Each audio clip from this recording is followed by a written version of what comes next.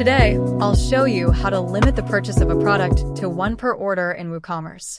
First, open your WooCommerce dashboard, go to the Order Limit plugin and click Add New Rule. A new screen will appear. Here, enter the rule name, select the rule type, and choose the product type. Then, select the products you want to apply the limit to.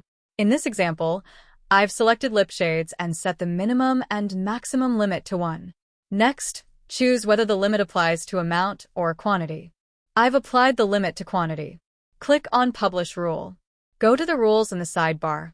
In the rules list, you'll see all created rules along with their enabled or disabled status. Now, visit your store. Add just 1 unit of lip shades to the cart.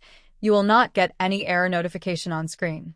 Try updating the lip shades quantity in the cart, and you will view an error message appears on screen. Lip shades. Quantity must be greater than 1 and equal to 1.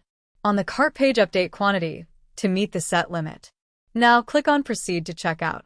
On the checkout page, select Desired Payment Method and click on Place Order. Your order will be placed successfully. Thank you for watching.